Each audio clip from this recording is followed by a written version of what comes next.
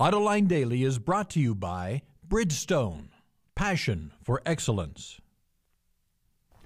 Here are today's top headlines. GM looks for new partners for Opel, and GM sues Chrysler for hybrid money, and the Energy Secretary wants E85 for everybody. Up next, we'll be back with the news behind the headlines.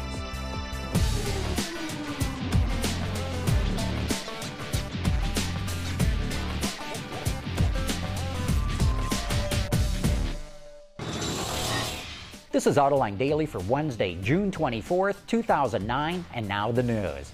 What's going on with GM's deal to sell part of Opel? After turning Fiat away and seemingly going with supplier company Magna and Russian bank Sberbank, GM says even though it signed a letter of intent with Magna, it's still open for offers, reports the Wall Street Journal. Now the Beijing auto industry company is looking over the books, and so is investment firm Ripplewood, which was an earlier bidder that dropped out but is now back. GM's presenting all this as a plan B in case the Magna deal falls through, and maybe it's a negotiating tactic to get a better bid out of Magna. But something tells me there's more to the story than anyone's letting on, especially when you see Ripplewood back in the picture. Honda's senior VP in charge of purchasing in the United States is resigning from the company. Larry Judy, 53 years old, said he made the difficult decision to leave the company and move on to the next phase in his life, reports the Detroit Free Press. In a recent survey of suppliers, Honda was ranked as the best car company to work with, but the company's rating has been slipping for a number of years. Autoblog reports GM went to court to try to get the new Chrysler to pay $531,000 for its part to develop two-mode hybrids. GM, Chrysler, Mercedes, and BMW joined forces to develop the hybrid system. Chrysler has only agreed to refund about a third of what it owes, and Chrysler only built a handful of the two-mode SUVs before it canceled production. But hey, who needs hybrids when you have biofuel? The Des Moines Register reports that U.S. Energy Secretary Stephen Chu wants all cars built in the U.S. to be able to run on E85. The proposal will probably draw fire from foreign automakers, but it costs less than $100 to convert a car to run on E85. But hey, who needs biofuel when you have EVs? Yesterday, we reported the U.S. government was set to hand out loans to Ford, Nissan, and Tesla to help them build green cars, and now we know exactly how much they got.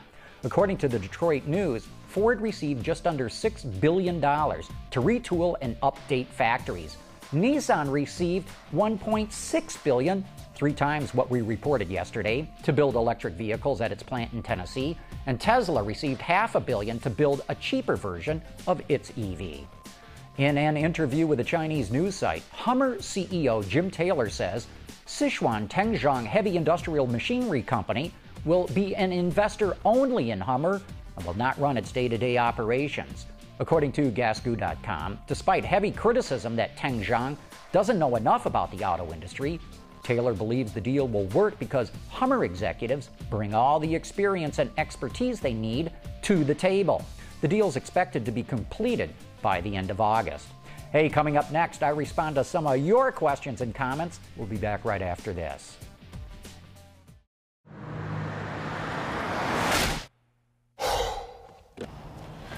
Changing tires out here could be dangerous, but with these tires, I don't need to worry. Bridgestone. Hey, it's Wednesday. That means it's time for You Said It.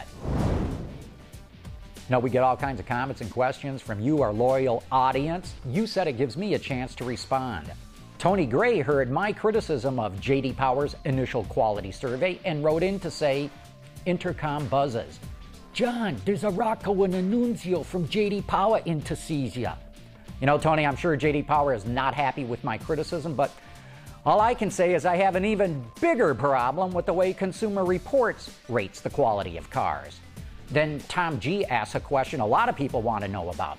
Just exactly what are the differences in the diesel emission standards between North America and Europe?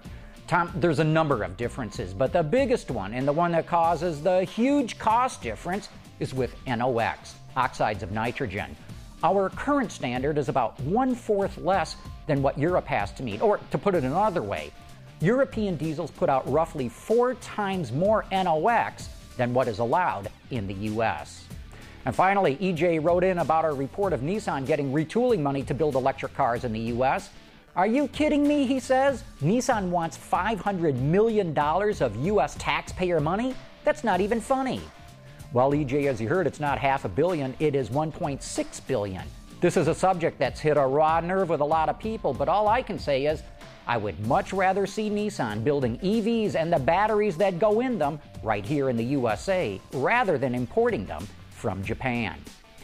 Join us tomorrow night at 7 p.m. Eastern for Autoline After Hours. Joining me and Jason Vines and Peter DeLorenzo will be Denise McCluggage, one of the most interesting people I've ever run across in this industry.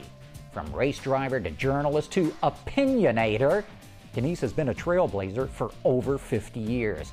Best of all, she tells it like it is. And that brings us to the end of today's broadcast. Thanks for watching. We'll be back tomorrow.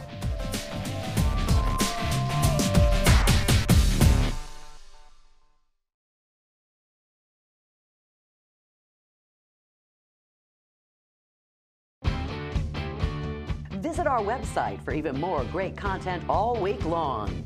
Autoline Extra, Dawn's Journal, podcasts, and even more. So click over and get the inside view at AutolineDetroit.tv.